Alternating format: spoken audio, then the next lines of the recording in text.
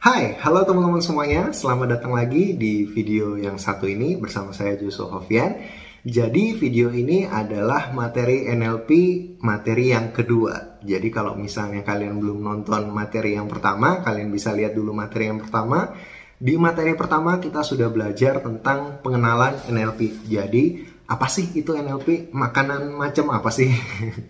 Kayak gitu ya. Dan di materi yang pertama kita juga udah belajar apa sih itu Neuro Linguistic Programming, dan juga kita udah belajar sejarahnya NLP, tokoh-tokoh yang udah mempopulerkan NLP jauh sebelum kita mengenal NLP. Kita sangat hormati, dan para tokoh-tokoh tersebut adalah orang-orang yang sangat saya kagumi, sangat berkarisma ketika menyampaikan sesuatu.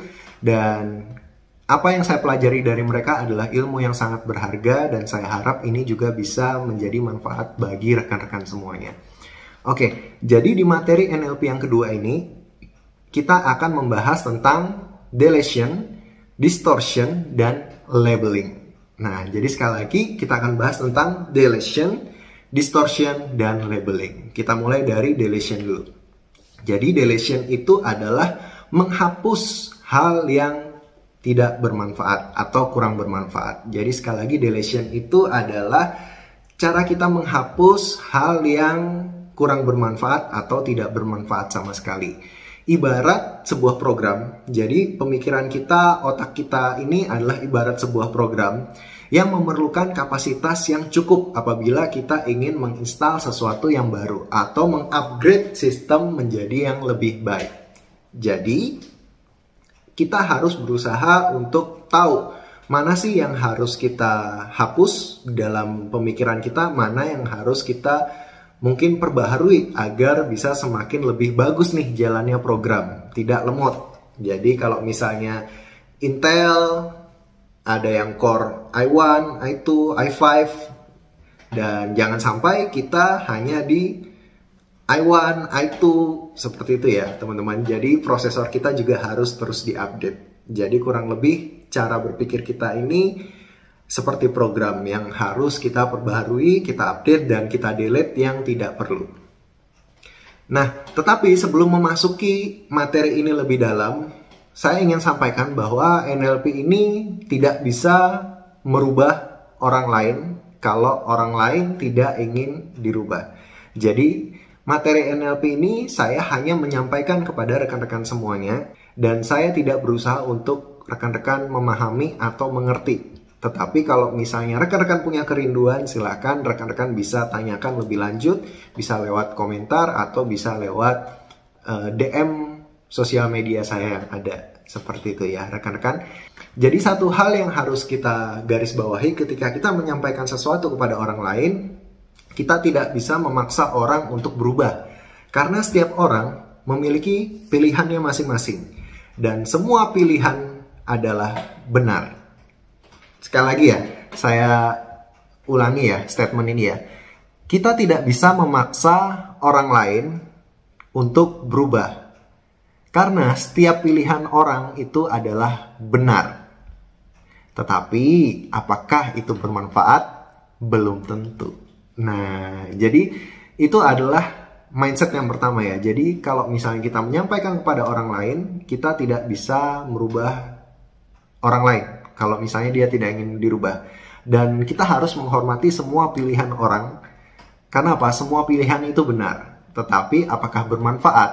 Belum tentu. Tergantung situasi dan kondisinya. Jadi itu adalah hal yang pertama yang harus kita tanamkan di dalam pikiran kita. Kita harus mendelete hal-hal yang tidak bermanfaat di dalam kehidupan kita. Jadi NLP ini, menariknya di NLP kita tidak terlalu mengagung-agungkan kata positif dan negatif. Jadi kayak misalnya ini adalah sebuah tindakan yang positif atau ini adalah tindakan yang negatif. Di NLP kita tidak terlalu mengenal hal itu. Tetapi yang kita kenal di NLP adalah bermanfaat atau tidak bermanfaat. Nah, jadi seperti itu ya teman-teman. Karena apa? Karena kalau misalnya kita berbicara negatif positif, contoh aja nih, apa sih tindakan yang bisa dibilang negatif? Jadi, misalnya ada yang jawab selalu curigaan. Orang ini kerjaannya curigaan terus, kepo terus. Nah, emang kalau curigaan dan kepo itu negatif? Coba kita bisa lihat rekan-rekan kita, teman-teman kita yang berprofesi sebagai penyidik atau polisi. Mereka harus kepo dong, mereka harus penasaran dong, mereka harus curiga dong kalau ingin mengungkap sebuah kasus. Jadi istilah negatif dan positif itu relatif ya. Kalau misalnya kita ingin satu contoh lagi ya, misalnya tindakan yang negatif itu adalah suka marah-marah. Nah, orang suka marah-marah itu adalah tindakan yang negatif. Tapi belum tentu juga. Kalau misalnya seorang guru nih, seorang guru yang selalu lemah lembut tiap hari, pasti muridnya akan seenaknya sendiri. Jadi pasti akan semaunya sendiri. Ada kalanya waktunya guru harus marah. Ketika guru marah, maka murid akan mendengarkan. Jadi marah itu tidak selalu negatif, tetapi bisa jadi positif juga. Jadi di dalam NLP kita mulai untuk tidak mengagung-agungkan istilah tindakan yang positif dan tindakan yang negatif. Tetapi yang ada adalah bermanfaat atau tidak bermanfaat. Dan bermanfaat pun bisa bermanfaat buat kamu, bisa jadi tidak bermanfaat bagi orang lain. Dan bermanfaat saat itu belum tentu bisa bermanfaat di waktu yang akan datang. Jadi seperti itu ya kurang lebih gambarannya. Nah, kita boleh memberikan sebuah gambaran kepada orang lain, tetapi ingat, pilihan itu adalah hak pribadi dari orang lain. Ingatlah bahwa semua pilihan itu benar, tetapi belum tentu bermanfaat. Jadi, yang pertama kali kita harus delete adalah ego kita, teman-teman. Seringkali kita ingin menyampaikan sesuatu kepada orang lain, tetapi kita hanya melihat sudut pandang kita sendiri. Kita hanya pakai kacamata kita sendiri. Sehingga apa yang ingin kita sampaikan kepada orang lain merasa bahwa di sudut pandangnya dia benar. Jadi ini nggak ketemu nih, sehingga ketika kita komunikasi kepada orang lain selalu crash, selalu tabrakan. Karena mindset kita adalah opini yang paling benar. Nah, itu seringkali membuat masalah kecil menjadi besar di dalam kehidupan kita. Kita harus punya mindset bahwa orang itu nggak bisa dirubah. Kita hanya bisa memberikan gambaran, karena setiap pilihan orang itu adalah benar, tetapi belum tentu bermanfaat. Kalau itu bermanfaat bagi dia, ya udah lakukan. Kalau misalnya itu nggak bermanfaat buat saya, ya udah jangan lakukan. As simple as that. Jadi sebenarnya hidup kita itu sangat-sangat simple ya teman-teman. Tetapi entah kenapa, karena mungkin kita punya perasaan atau mindset yang complicated, itu membuat apa yang kita alami menjadi sangat rumit. Sehingga kita mengalami masalah yang sebenarnya sepele, tetapi menjadi besar. Jadi kurang lebih seperti itu. Lalu kalau misalnya kalian udah memahami konsep ini, kalian jangan pernah berpikir bahwa keputusan yang dulu yang pernah saya ambil adalah keputusan yang salah. Nah, itu harus kalian delete juga tuh. Jadi pemikiran yang merasa bahwa kalian merasa dihantui oleh keputusan kalian yang lalu, saya merasa bahwa saya mengambil keputusan yang salah sehingga hidup saya seperti ini. Nah, hal-hal seperti itu justru menjerumuskan kalian, teman-teman. Tetapi kalian harus tanamkan program baru di dalam pemikiran kalian. Kalian berkata bahwa apa yang saya lakukan pada saat itu adalah sebuah keputusan yang terbaik saat itu. Jadi kuncinya itu. Jadi tidak ada keputusan yang buruk di dalam kehidupan kalian. Semua keputusan yang kalian ambil di dalam kehidupan kalian hingga saat ini adalah sebuah keputusan yang terbaik saat itu. Jadi gitu ya.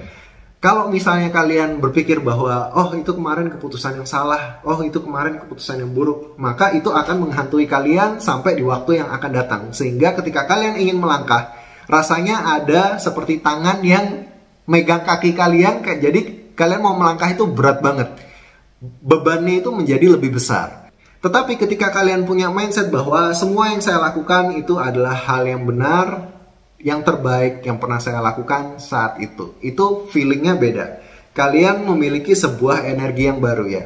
Jadi setiap orang akan memutuskan sesuatu berdasarkan knowledge mereka, pengalaman mereka. Kalau misalnya kalian belum dapat knowledge yang mencukupi, ya pasti kalian akan mengambil keputusan sesuai dengan knowledge yang kalian dapatkan. Itu sebabnya banyak orang yang menyesal ketika ketika saya masih muda seharusnya saya udah melakukan ini nih.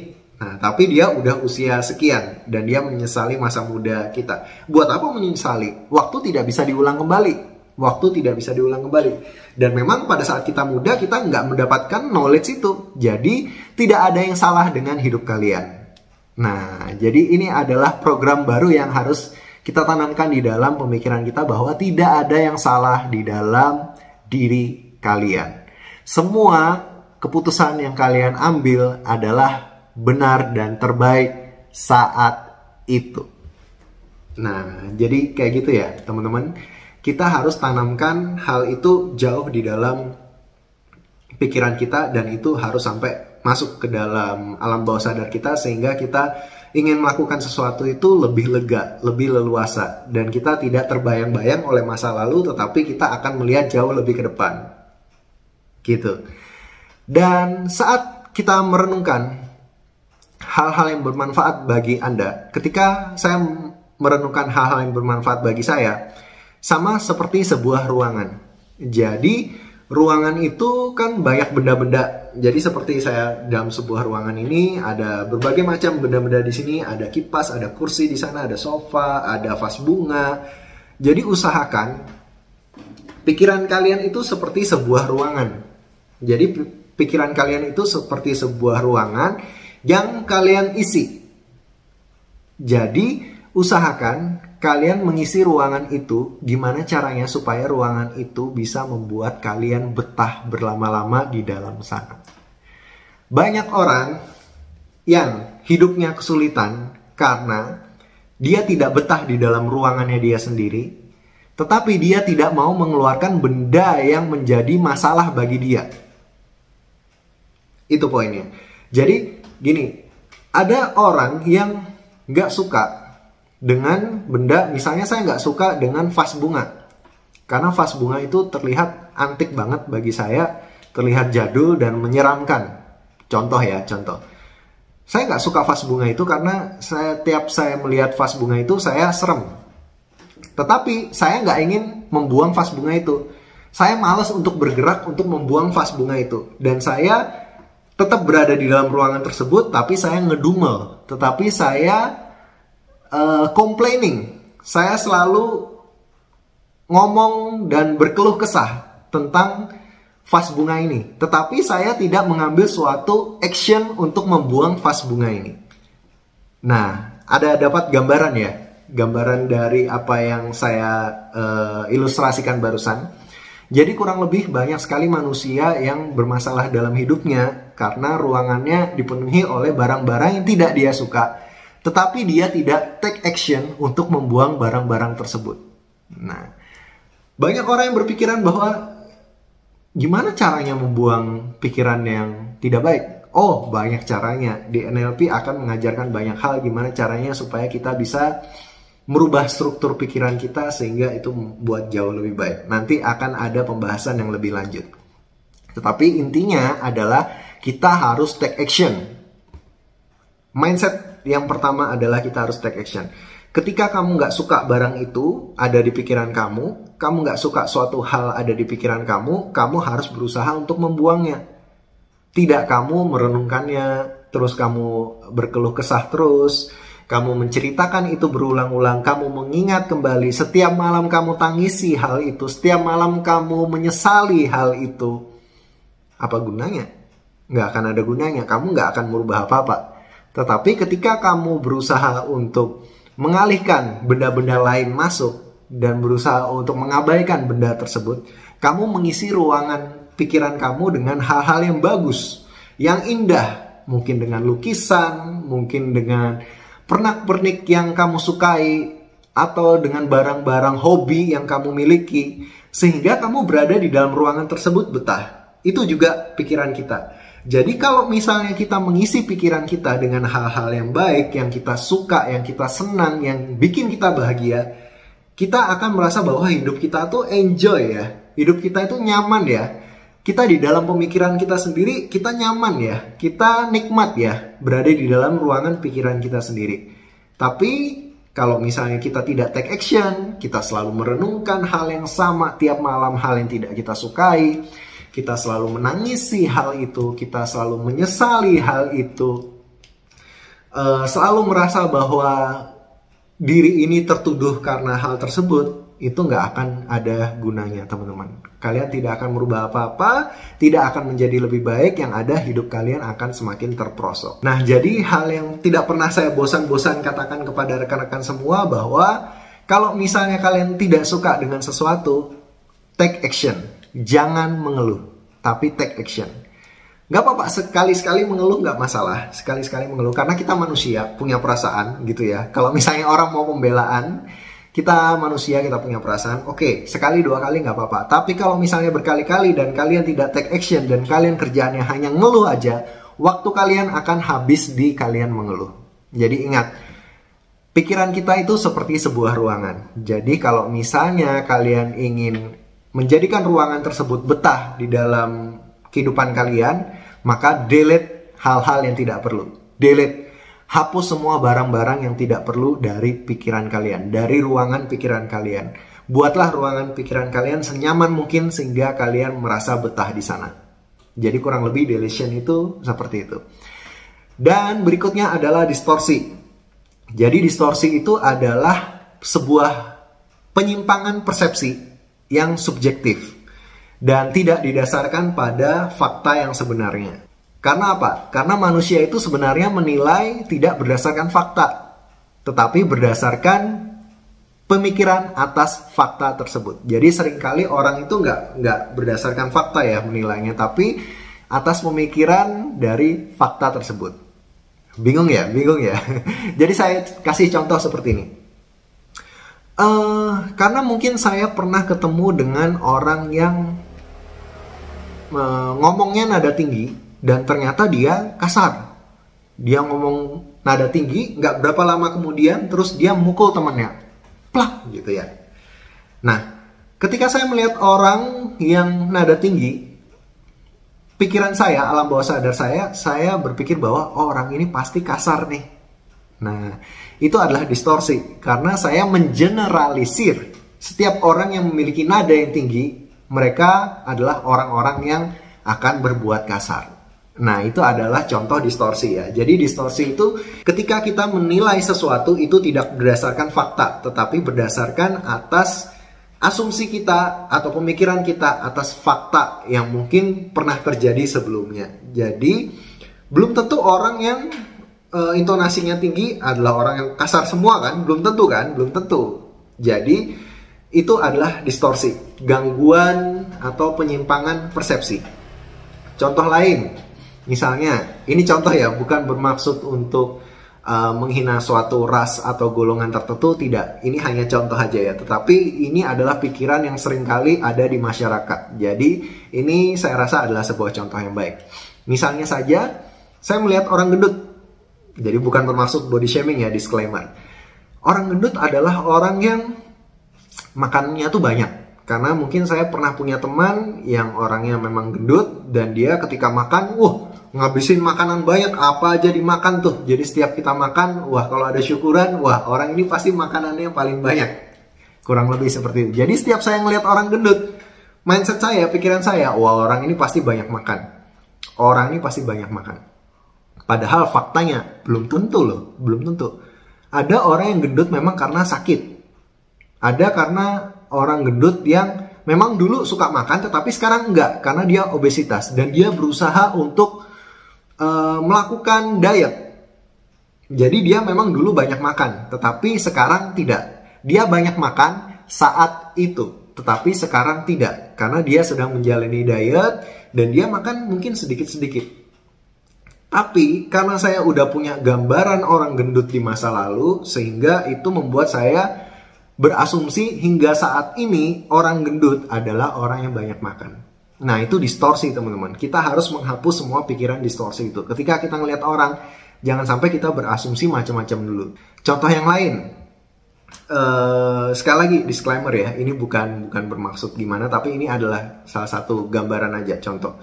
Misalnya kita ngelihat, saya punya teman saya itu Cina dan pelit, contohnya.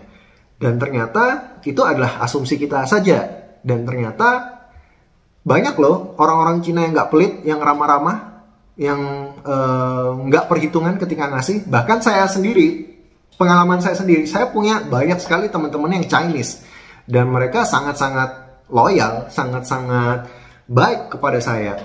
Bahkan ada yang memberikan saya hal-hal yang menurut saya, wah, saya nggak pernah dapatkan ini dari orang lain, kok bisa dapat dari dia.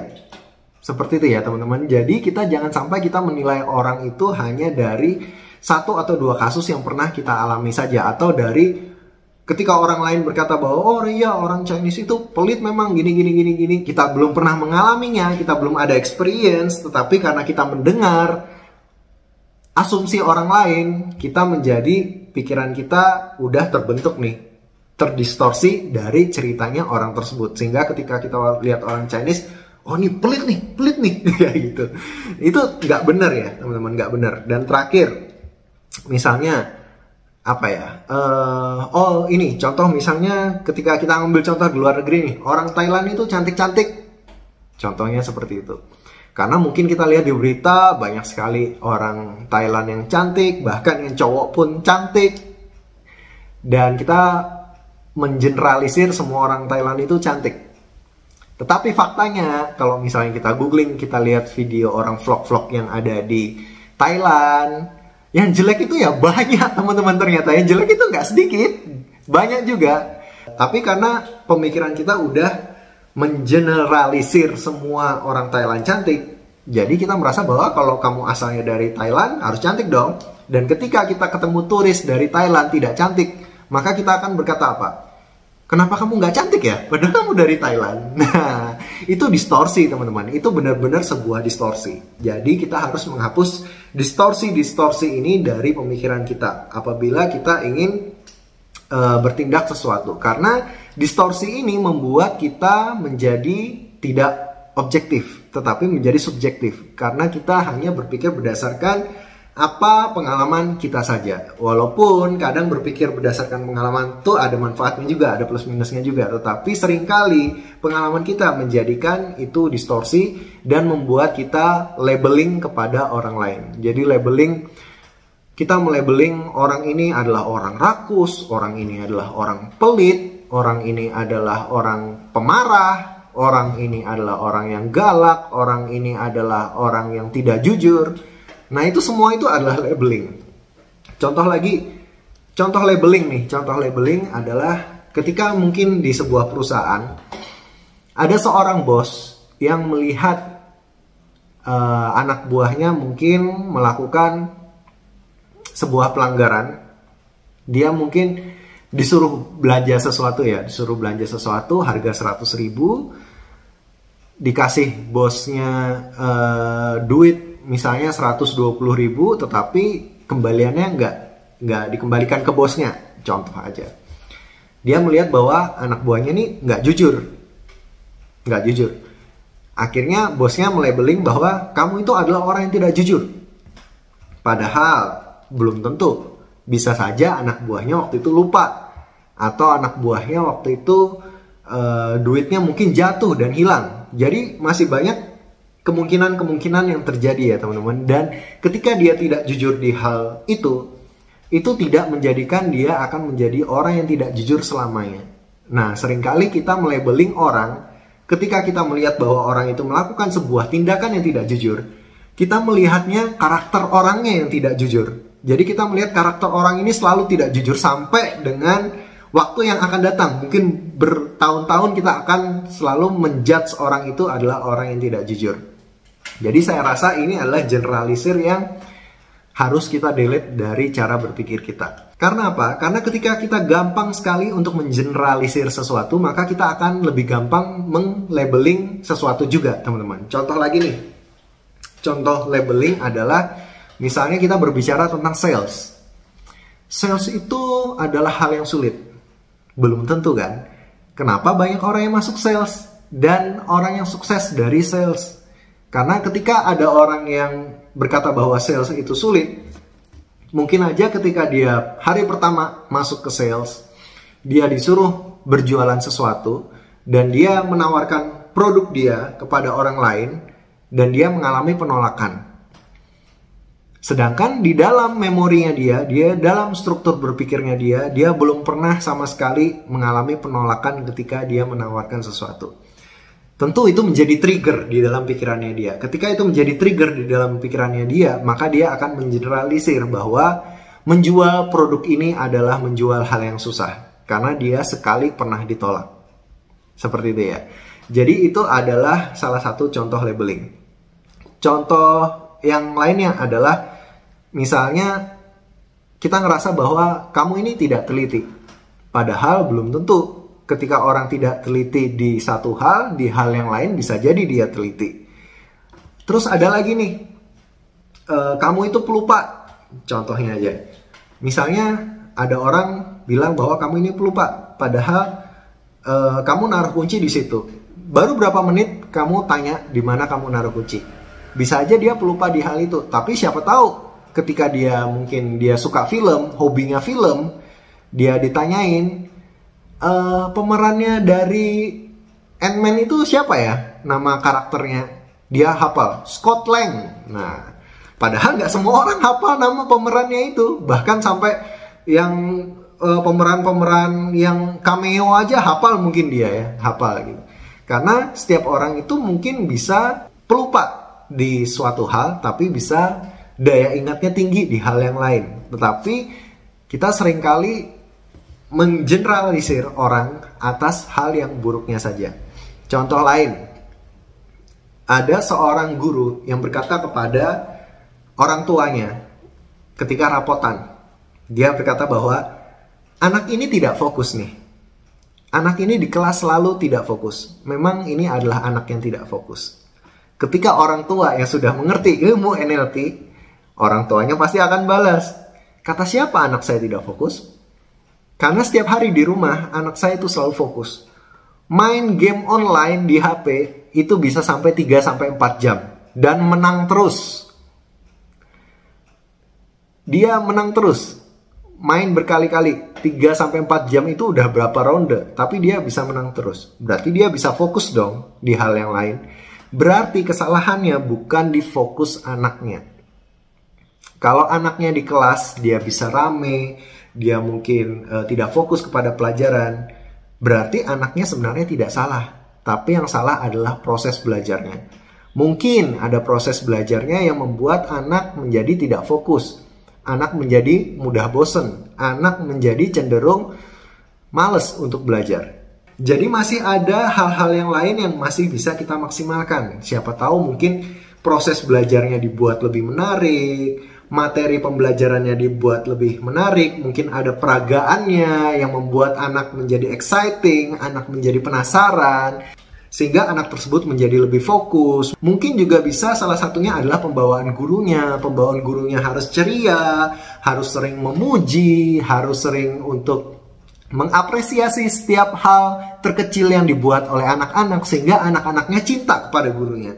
Kalau anak-anaknya sudah nggak cinta kepada gurunya, ya mau ngomong apa aja males dengerin. Nah, jadi masih banyak kemungkinan-kemungkinan yang terjadi ya. Dan itu sebabnya kita harus biasakan untuk mengurangi labeling kepada suatu hal atau kepada orang lain. Dan contoh yang terakhir nih, ada sebuah kisah yang sangat bagus banget yang saya pernah dengar. Jadi kisah ini menceritakan ada sebuah gerbong kereta api yang sedang berjalan. Dan ketika di dalam gerbong yang lagi berjalan ini, ada seorang bapak-bapak dan seorang anak kecil. Anak yang masih kecil, di gerbong kereta yang lagi ramai banget yang sedang berjalan. Nah, ketika kereta ini lagi berjalan, si anak kecil ini bermain kesana kemari dan dia tuh teriak-teriak, rame, seenaknya sendiri wes, rame, dia rame, teriak-teriak terus kesana kemari, nggak bisa diem lah, nggak bisa diem, hiperaktif. Jadi rame banget. Hal yang pertama dilihat oleh orang lain, pasti orang lain akan melabeling bahwa kok orang tua ini diem aja ya. Jadi mereka melihat bahwa si bapak-bapak yang bawa anak ini cuma diem dan termenung. Pasti setiap orang yang ada di dalam kereta tersebut, mereka akan melabeling bapak ini. Wah, ini bapak ini nggak bisa ngatur anak apa? Bapak ini kok anaknya dibiarin gitu aja ya? Apa memang nggak bisa ngerawat anak? Nah, pasti banyak yang labeling gitu kan. Anaknya dibiarin gini aja, apa anaknya nggak dididik untuk diam, apa anaknya nggak nggak diajarin budi pekerti, duduk diam di kereta, jangan mengganggu orang lain. Semua labeling yang negatif itu tertuju kepada bapak tersebut yang membawa seorang anak kecil. Lalu ada seorang pengunjung yang datang kepada bapak tersebut dan berusaha untuk menegur bapak itu, berharap supaya bapak tersebut mengkondisikan anaknya. Ketika orang ini berkata kepada bapak tersebut, "Pak, bisa nggak anaknya dikondisikan? Itu anaknya sangat mengganggu banget. Tolong ya Pak anaknya." Tahu jawaban bapaknya. Bapaknya menjawab seperti ini, "Oh, iya ya, maaf ya. Saya baru sadar Pak, mohon maaf. Saya baru sadar akan saya ajak anak saya untuk duduk kembali. Mohon maaf, kita baru mengalami kejadian yang kurang menyenangkan.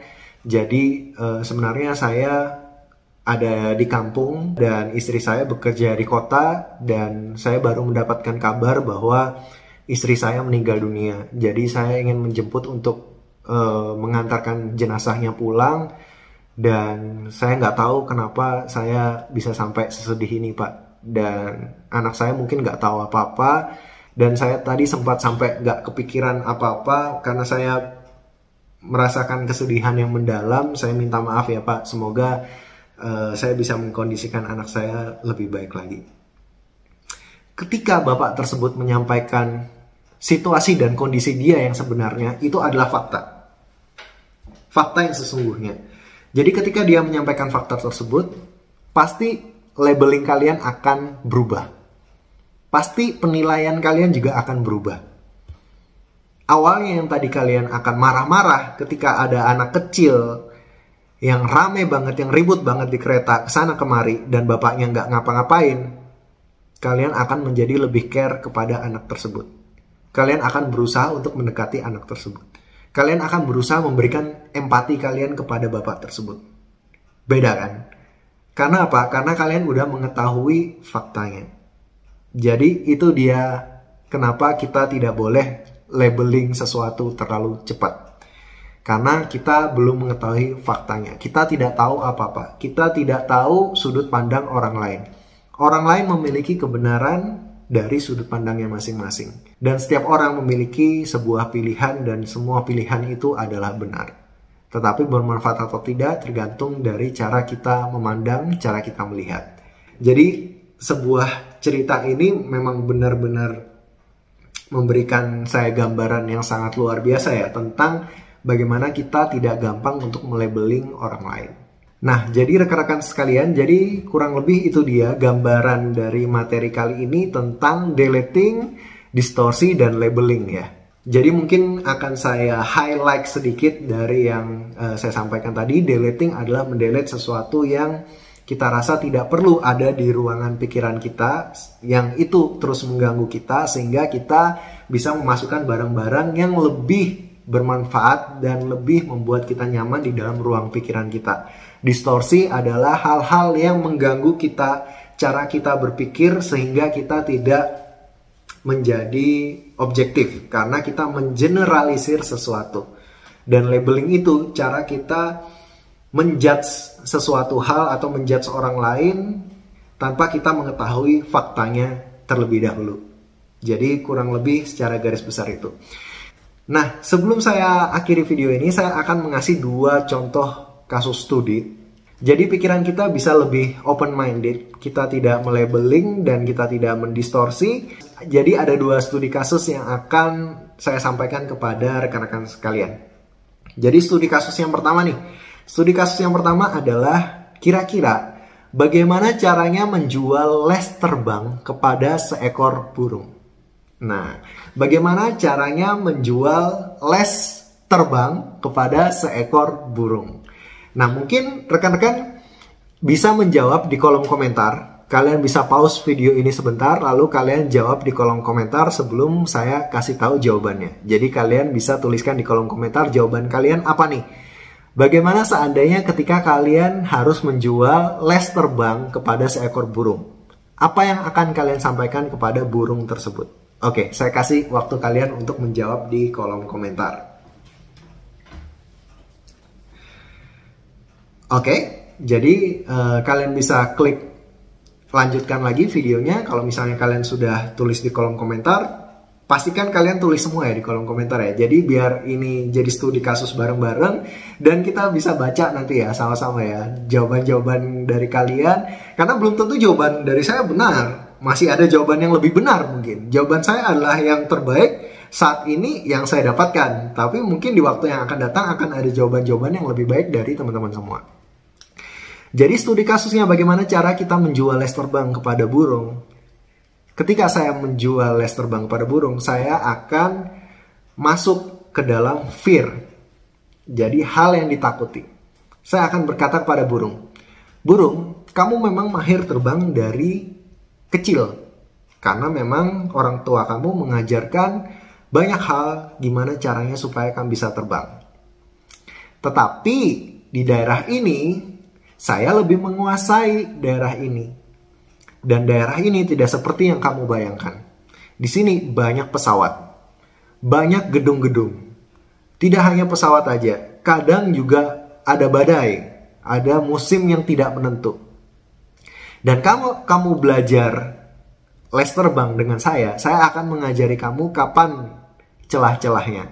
Kapan kamu bisa terbang di saat yang baik, agar kamu tidak tertabrak pesawat, agar kamu tidak terjebak di dalam badai, agar kamu tidak menabrak gedung-gedung tinggi yang ada di daerah ini. Karena saya tinggal di daerah ini lebih lama daripada kamu loh. Walaupun kamu sudah bisa belajar terbang. Tapi kalau kamu lebih expert, kemungkinan kamu untuk selamat dan survive di kota ini lebih besar. Nah, itu kan fear. Salah satunya ketika kita menjual sesuatu yang orang lain sudah bisa, kita bisa menambahkan unsur yang lain, yaitu fear. Ketakutan terdalam mereka tuh apa sih? Ketakutan kegagalan mereka tuh apa sih? Nah, itu adalah salah satu contoh studi kasusnya. Tapi kalau misalnya orang sudah menjernalisir, ngapain kita jual les kepada burung yang sudah bisa terbang? Percuma dong. Nah, itu adalah cara berpikir yang kurang tepat, sehingga kita tidak bisa menjual produk kita. Jadi kurang lebih seperti itu ya teman-teman. Lalu studi kasus yang kedua nih. Studi kasus yang kedua. Bagaimana caranya menjual sisir kepada biksu? Nah, biksu kan rata-rata gundul. Kayak saya ini semi-semi gundul gitu ya. Tiba-tiba kamu disuruh menjual sisir kepada biksu. Yang notabene-nya kebanyakan biksu itu gundul. Pasti kan banyak orang yang berkata bahwa ngapain jual sisir kepada biksu, itu bukan target market kita. Itu adalah suatu kebodohan bagi kita kalau orang generalisir seperti itu. Tapi ini kan contoh kasus ya, studi kasus gimana caranya supaya kita bisa melatih pikiran kita, sistem berpikir kita, program yang ada di dalam pikiran kita ini supaya kita latih agar bisa lebih upgrade. Oke, jadi dari studi kasus ini tadi saya ulangi. Coba kalian berkata-kata apa yang akan kalian sampaikan ketika kalian harus menjual sisir kepada seorang biksu. Nah, kalian boleh pause video ini sebentar, kalian tuliskan jawaban kalian di kolom komentar. Coba, saya pengen tahu gimana nih kalau misalnya kalian ingin menjual sisir kepada seorang biksu. Oke, saya kasih waktu. Silakan kalian tuliskan di kolom komentar. Nah, kalau misalnya kalian sudah tuliskan di kolom komentar jawaban-jawaban dari kalian, saya akan memberikan jawaban dari sudut pandang saya. Jadi misalnya saya disuruh menjual sisir kepada seorang biksu yang biasanya biksu itu nggak ada rambutnya. Dan saya tidak akan menyerah nih. Ketika saya punya mindset bahwa saya tidak akan menyerah, saya akan mencari peluang lain. Ketika saya mencari peluang lain, saya akan temukan second marketnya. Nah, second market tuh kayak gimana? Jadi misalnya saya akan datang ke kuil nih. Ternyata kuil ini adalah kuil yang sangat antik. Sudah ada sejak ribuan tahun yang lalu misalnya. Sehingga kuil tersebut menjadi sebuah destinasi wisata yang banyak dikunjungi oleh orang-orang. Dan saya akan menjual sisir itu kepada biksunya. Saya buat sisir itu sedemikian estetiknya, terlihat sisir dari tradisional, mungkin sisirnya terbuat dari kayu. Dan saya akan menaruhkan simbol-simbol atau perkataan-perkataan kebijaksanaan ala biksu-biksu seperti itu ya. Jadi kata-kata hikmat, kata-kata yang mungkin membuat pencerahan kepada orang lain. Saya akan buat sisir itu modelnya sebagaimana rupanya, dan saya bikin desainnya itu setradisional mungkin yang sesuai dengan vibes-nya kuil tersebut. Dan saya jual sisir ini ke biksu. Biksu, berkenankah untuk saya jual sisir ini kepada kuil ini? Kalau misalnya berkenan, saya untung sedikit nggak apa-apa, yang penting barang saya bisa muter. Tetapi yang saya inginkan adalah ketika orang lain datang sini, mereka tidak hanya pulang dengan tangan kosong, tetapi mereka bisa mendapatkan suatu souvenir cendera mata, sehingga mereka bisa ingat nih akan kuil ini. Sehingga ketika mereka pulang, mereka bisa menyampaikan, ini loh oleh-oleh buat kalian. Dan siapa tahu nanti akan ada keluarga, sahabat, teman dari mereka lagi yang akan datang ke kuil ini sekedar untuk datang berkunjung atau untuk berdoa. Bagaimana biksu? Apakah berkenan untuk membeli sisir ini? Sedikit pun nggak masalah. Yang penting dicoba dulu nih. Kalau misalnya tidak laku, saya akan memberikan garansi untuk sisir itu bisa kembali lagi. Nah, jadi itu adalah salah satu cara kita menjual ke hal yang menurut kita tidak mungkin ya. Jadi kita bisa menjual second marketnya. Tidak kepada orangnya langsung, tetapi orang tersebut memiliki market tersendiri yang bisa jadi cocok dengan marketnya kita. Nah, itu adalah second market. Jadi hal ini sangat bermanfaat kalau misalnya kita tidak mengeneralisir, kita tidak labeling, maka kita akan menemukan banyak kesempatan-kesempatan baru di dalam kehidupan kita, sehingga kita bisa menemukan, oh ini ada peluang ternyata di sini. Selalu ada peluang di dalam masalah. Sekali lagi saya ulangi, selalu ada peluang di dalam berbagai masalah. Tetapi kalau misalnya kalian sudah generalisir, ini adalah hal yang susah. Udah, selesai, top, selesai. Kalian nggak bisa lakukan apa-apa. Ketika kalian sudah generalisir, ini susah, ini ribet, ini tuh nggak akan berhasil, ini tuh pasti gagal, orang ini pasti nggak beli. Udah, itu selesai sudah. Pasti nggak akan terjadi apa-apa. Itu nggak akan merubah kalian, teman-teman. Tapi ketika kalian delete hal-hal yang tadi kurang bermanfaat dan yang tidak bermanfaat di dalam pemikiran kalian, dan kalian menambahkan hal yang baru, maka itu akan menjadi lebih powerful. Hidup kalian akan menjadi lebih excellence. Nah, kurang lebih seperti itu ya gambaran dari materi NLP yang kedua ini. Jadi saya harap semua materi yang saya sampaikan tidak terlalu cepat dan tidak terlalu membingungkan juga. Saya harap ini bisa dimengerti oleh rekan-rekan sekalian. Dan kalau misalnya saya ada salah kata, saya mohon maaf. Dan kalau misalnya ada hal yang kurang dimengerti atau kurang dipahami, silahkan teman-teman bisa tuliskan di kolom komentar di bawah. Jadi mungkin akan saya akhiri materi NLP yang kedua ini. Saya berterima kasih sudah nonton sampai akhir.